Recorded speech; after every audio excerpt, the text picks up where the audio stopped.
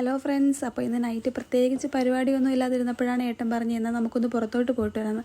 അങ്ങനെ ഞങ്ങൾ 3 പേരും വണ്ടി എടുത്ത് പുറത്തോട്ട് ഇറങ്ങി. പള്ളിമുക്ക് പമ്പിൽ കയറി കുറച്ച് എണ്ണ അടിച്ച് പുറത്തോട്ട് ഇറങ്ങിയപ്പോഴാണ് അവിടെ മീൻ ഇരിക്കുന്നതുണ്ട്. എന്നാൽ പിന്നെ മീനൊക്കെ വാങ്ങിയിട്ട് പോകാമെന്ന് കരുതി കുറച്ച് നല്ല മീൻ, അത്യാവശ്യം നല്ല മീനൊക്കെ ഉണ്ടായിരുന്നു. മീൻ വാങ്ങിച്ചപ്പോഴാണ് ആ ചേട്ടൻ പറഞ്ഞത് എന്നെയും സിനിമയിലെടുത്തു എന്ന്.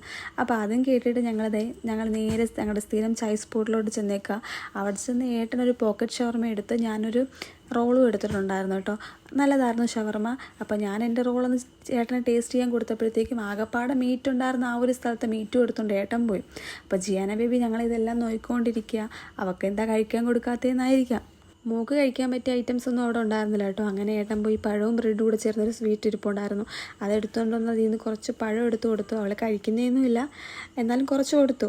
അപ്പോഴത്തേക്കും ഞങ്ങളുടെ ചായ വന്നിട്ടുണ്ടായിരുന്നു. ഏട്ടനൊരു ചായ, എനിക്ക് ഹോർലിക്സും ആയിരുന്നു പറഞ്ഞിരുന്നത്.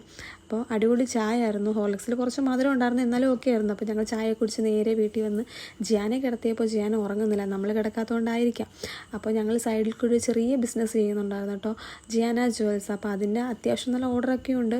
ഓണത്തിൻ്റെ അടുത്ത കളക്ഷൻസൊക്കെ തീർന്നിട്ടുണ്ടായിരുന്നു. അതിന് ശേഷം എടുത്തിട്ടുള്ളതാണ് ഈ ഇൻവിസിബിൾ ചെയിൻ്റെത്.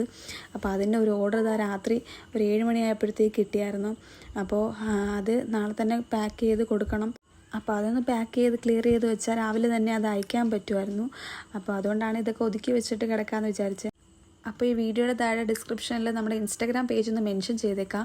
എല്ലാവരും ഒന്ന് പോയി കണ്ടിട്ട് ലൈക്ക് ചെയ്തൊന്ന് സപ്പോർട്ട് ചെയ്യണേ. നിങ്ങൾക്ക് ഇഷ്ടപ്പെട്ട കളക്ഷൻസ് ഉണ്ടെങ്കിൽ ഒന്ന് ഓർഡർ ചെയ്ത് സപ്പോർട്ട് ചെയ്യണേ. അപ്പോൾ ഇന്നത്തെ വിശേഷങ്ങൾ ഇത്രയേ ഉള്ളൂ. Tata, bye bye.